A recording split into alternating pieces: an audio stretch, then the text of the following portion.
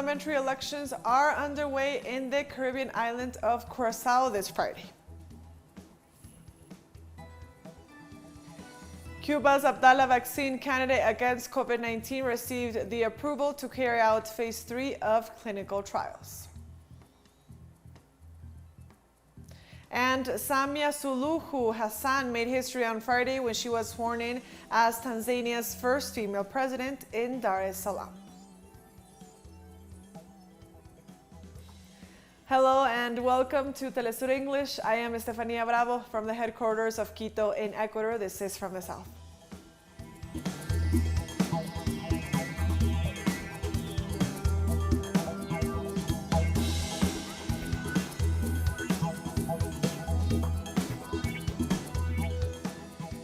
The Caribbean island of Curacao is scheduled to hold its parliamentary elections this Friday.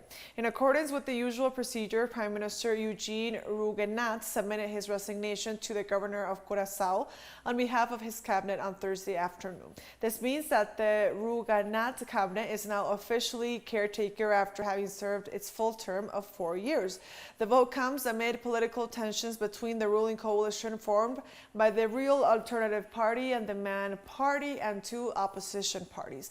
Polls conducted earlier this month show the current governing coalition is likely to lose seats and its right to form a government. Leading the polls are the Central-Right Movement for the Future of Curacao Party and the Christian Democratic Nationalist People's Party. However, a Kenneth Centrum Research Institute survey shows that 38% of voters are unwilling to reveal who they will vote for, leaving election day outcomes uncertain. An attack by a criminal gang on a police convoy in central Mexico on Thursday left at least 13 people dead, according to authorities. The attack took place in a sector of the municipality of Coatepec Arenas when the convoy was carrying out operations against armed groups operating in the area. Following the attack, members of the National Guard, Ministry of Defense, and the Navy deployed an operation to find the assailants. The information was released on the death of 8 agents of the Security Secretariat and 5 agents of the Attorney General's office. On Thursday, Peruvian Judge Maria Alvarez rejected a preventive detention request for Peru's former president Martín Vizcarra, as she considered that the politician will not try to flee or hinder the investigation. During the 2-day virtual hearing, Vizcarra proved to have known address, family roots, a job, and personal assets. The judge, however, prohibited from traveling outside of Lima without prior judicial authorization, communicating with other people investigating in the case, and giving statements to the press. The politician must also post a $26,000 bond within 10 days. Vizcarra is accused of receiving over $600,000 in bribes from 2 construction companies while he was governor of Moquegua Department 7 years ago. The judge urged the prosecutor's office to thoroughly investigate the case.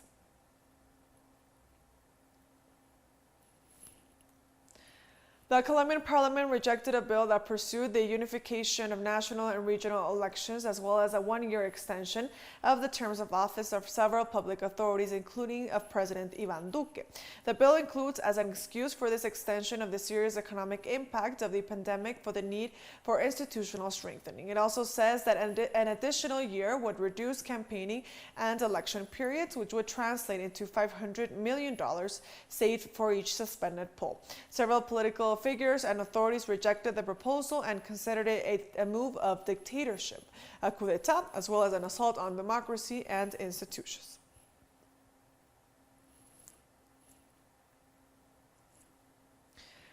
In Brazil, local sources reported the arrest of at least 5 people for demonstrating against their Brazilian president, Jair Bolsonaro. The demonstrators were arrested by police forces of the federal district when they unveiled a banner with slogans criticizing the president. According to the police, the citizens were arrested for violating the national security law and were taken to the regional superintendents of Rio de Janeiro. Hours later, they were reported to have been released, while Brazilian federal deputy Natalia Bonavides stressed that police carry out such arrest operations to persecute opponents of the Bolsonaro government.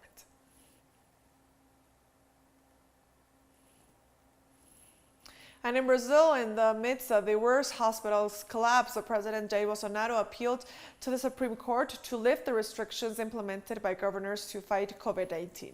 Bolsonaro filed an appeal of unconstitutionality before the federal Supreme Court against the governor's orders that implemented restrictions to try to contain the increase of coronavirus cases. In the text, he asked the Supreme Court to determine that the suspension of activities during the pandemic can only be supported by laws approved by the legislative authority and not by the governor's decisions. Bolsonaro also stated that in the next few days he will send a bill to the Congress which will define the essential activities during the pandemic. This comes at a time when Brazil recorded nearly 3,000 deaths per day due to COVID-19 in the midst of a hospital collapse.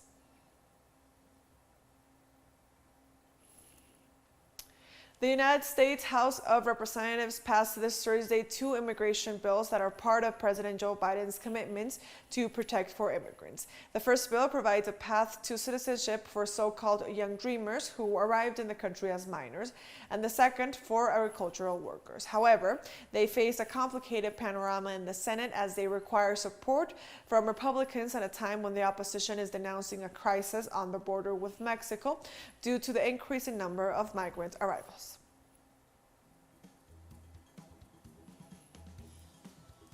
We're taking our very first break now. Join us again after this. And also, don't forget to follow me on my Twitter account at TeleSUR for more news on Latin America and the Caribbean. Stay with us.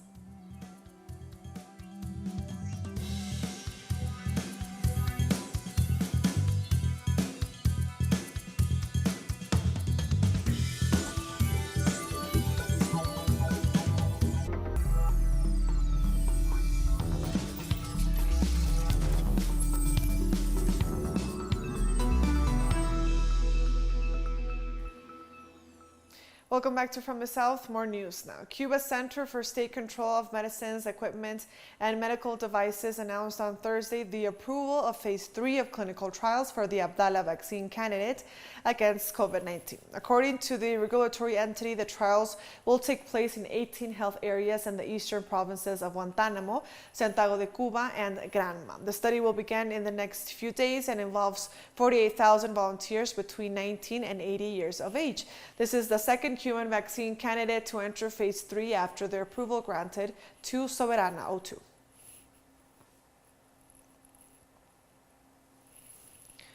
In El Salvador, family and friends of health workers who died of COVID-19 paid tribute with an outdoor exhibition of photos of their loved ones. The black and white images, each almost 1 meter long, immortalized doctors, nurses, and lab technicians who died in the last year fighting on the front line against the pandemic in different hospitals around the country. The traveling exhibit was placed in a plaza in front of 2 hospitals in the capital, San Salvador, and displays the faces of some 200 health workers who died from COVID-19. I think that all the people here have learned to cope with pain and loss. I always remember her in the most loving and joyful way, that she was very dedicated to her profession. She often preferred to be working than at home. My husband was a hero because he, despite the risks involved in the pandemic, decided to keep working. In 3 months, Mexico has received almost 7 million COVID-19 vaccine doses. The first have been administered to health workers and the elderly in 330 municipalities of the country, including 8 in the capital. We have more details in this report with our correspondent, Eduardo Martinez. Elderly people from the Venustiano Carranza municipality in the center of Mexico City were the first to receive the vaccine produced by Chinese biotech company Sinovac. This vaccine has the advantage that it can be kept at temperatures from 2 to 8 degrees, unlike the Pfizer vaccine that needs to be kept at extremely cold temperatures, or all the vaccines that need to be applied very quickly, because the period of time between defrost and the administering to patient has to be very short. In this area of the capital, more than 91,000 doses of the Chinese vaccine will be distributed, which offers advantages over other vaccines from other countries. For example, just 1 dose is included in each vial. It helps us to have more efficient handling of the vaccines, because every time we are faced with a multi-dose vial, we can end up with wastage. Here we have the exact amount and there is no waste of the vaccine.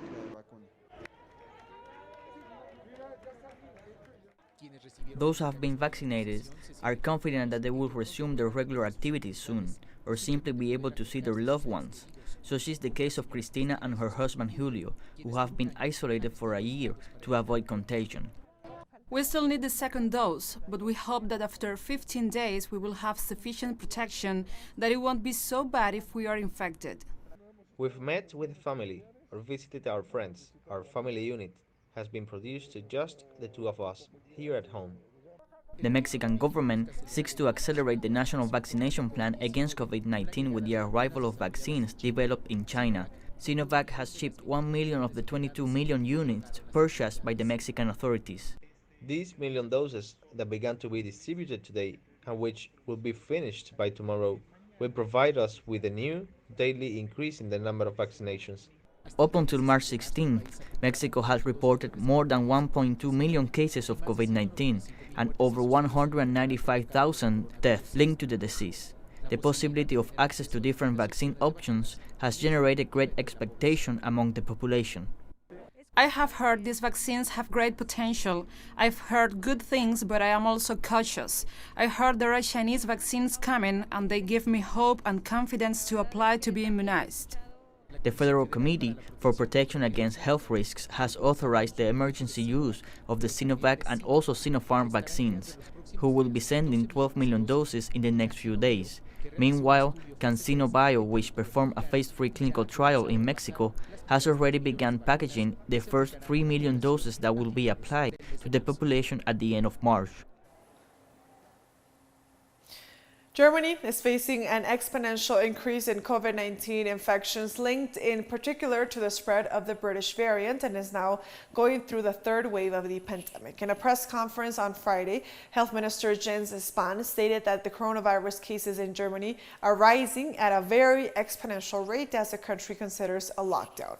The vice president of the Robert Koch Institute for Infectious Diseases, Lars Schade, told reporters that highly contagious virus strains are spreading and weakening the containment of the pandemic. Minister Spahn called on Germans to refrain from spring break travel to help fight infections. We are in the third wave of the pandemic. The numbers are rising. The proportion of variants is high, so we're going to have some difficult weeks. Vaccination is a central step to get out of the pandemic, but it is a step that needs time. There are not yet enough vaccines in Europe to stop the third wave through vaccination alone. Even if deliveries of EU orders are now reliable, it will still take several weeks before the risk groups are fully vaccinated. Only then can we talk about wider openings in society. Malaysia started inoculation with COVID-19 vaccines made by Chinese biotech company Sinovac on Thursday as the country pressed ahead with its national immunization drive.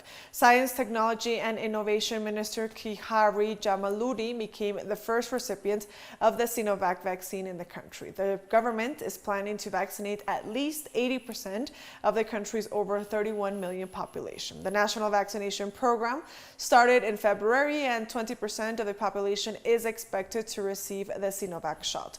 The program will be conducted in 3 phases. Phase 1 for frontline workers covering some 500,000 people, Phase 2 for high-risk groups, and Phase 3 for adults over 18. I know that it's been tested around the world, in Brazil, in Turkey, in Indonesia. It is a safe vaccine and it's an effective vaccine. So I want to tell the Malaysians that if you get your appointment and you go to your vaccination center and that the vaccination center is giving you the Sinovac vaccine, please take it. It's a safe and good vaccine. We're taking one last short break now. Don't go away.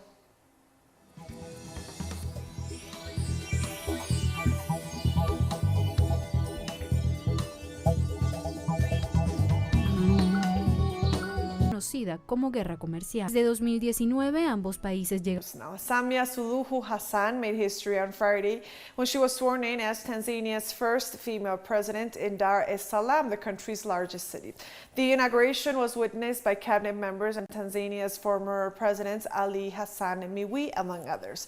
Hassan's inauguration comes 2 days after she announced the death of President John Magufuli after he had not been seen in public for more than 2 weeks. In her first public public address as president, Hassan announced 21 days of mourning for Magufuli and public holidays on March 22nd and March 25th, the day the late president will be buried. A major test of Hassan's new presidency will be how she deals with COVID-19. And residents in Dar es Salaam say they are proud that Samia Suluhu Hassan, who has been sworn in as Tanzania's first female president after John Magufuli's sudden death, will now lead the country. The times to view women as weak are long gone. We are able and more than capable because the world will see the progress we will make as a country and the importance of empowering women. I feel good because I know she is able. The former President Magufuli, who was hardworking, chose her as his vice president because he had seen the qualities that enabled her to be his deputy, and that is why he had her close to him from the beginning. We are certain that she will deliver. She is a hardworking woman who is able to handle that position.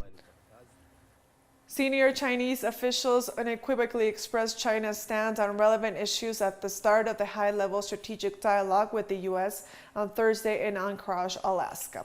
Yang Yechi, director of the Office of the Foreign Affairs Commission of the CPC Central Committee, and Chinese Foreign Minister Wang Yi attended the dialogue along with U.S. Secretary of State Antony Blinken and National Security Advisor Jake Sullivan. Yang noted the phone conversation between Chinese President Xi Jinping and U.S. President Joe Biden in February, in which both leaders agreed to strengthen communication, manage differences, and expand cooperation. The Chinese foreign minister added that China is committed to pursuing a path of peaceful development and will make unremitting efforts to maintain regional and global peace and development. China hopes the U.S. abandons its Cold War thinking and its long-arm jurisdiction practice, among other mistakes, and stop disrupting the normal trade exchanges between the two countries by using national security as an excuse. Iran's Foreign Minister Mohammad Javad Zarif met with his Turkish counterpart Mevlut Cavusoglu in Istanbul on Friday. According to the Turkish Foreign Ministry, Zarif and Cavusoglu held talks on Turkish-Iranian relations as well as regional and international issues. Turkey's head of national intelligence, Hakan Fidan, was also present in the meeting. Prior to the trip to Turkey, the Iranian Foreign Minister visited the Republic of Azerbaijan, Russia, Armenia, and Georgia, discussing recent developments in the Caucasus region as well as mutual ties with officials of each country. A Taliban negotiator attending an Afghanistan peace conference in Moscow said Friday it was time for U.S. troops to leave the country. 18 months of negotiation with the Americans, and they agreed that they will withdraw in 14 months. And the time is now going to end at the end of April and 1st of May. And they should go, because if they do not go at the end of April, that means they continue. After that, it will be a kind of a violation of the agreement. That violation would not be from our side, but it would be from their side. So in that case, if there is action, of course there will be reaction. The violation will have reaction. But we hope that this should not happen, that they withdraw and we focus on the settlement, peaceful settlement of the Afghan issue, in order to bring about a permanent and comprehensive ceasefire at the end of reaching a political roadmap. Russian emergency officials said that on Friday, an explosion in a residential building in a Moscow suburb killed 3 people and injured 4 more.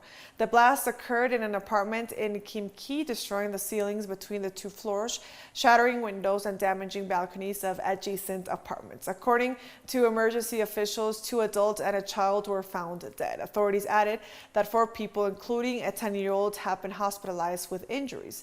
Residents of the building were evacuated and the gas supply was cut off in 36 departments. A local news agency reported that a gas leak could have caused the explosion. Authorities have opened a probe into the incident. The criminal case has been initiated on provision of services not compatible with the requirements of security and provoking the death of 2 or more people. Investigators, criminalists, are working on location. The scene of the accident is being examined with the use of criminalist equipment. The Democratic People's Republic of Korea announced on Friday that it had broken diplomatic ties with Malaysia after the country extradited a North Korean citizen to the U.S. A foreign ministry statement detailed that on March 17th, the Malaysian authorities, quote, committed an unpardonable crime of forcibly delivering the innocent citizen to the U.S., end quote. The foreign ministry hereby announced total severance of diplomatic relations with Malaysia, slamming what it called a hostile act committed against Pyongyang in subservience to U.S. pressure.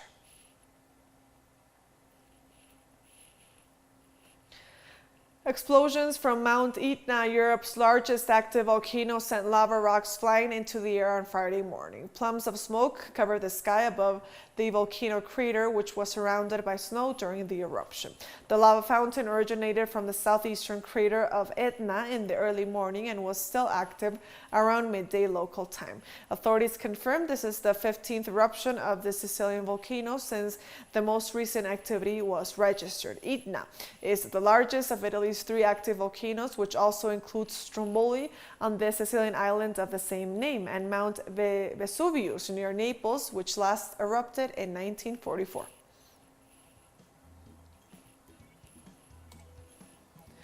And with that story, we've come to the end of this news brief, but remember, you can find these and many other stories on our website at telesurenglish.net.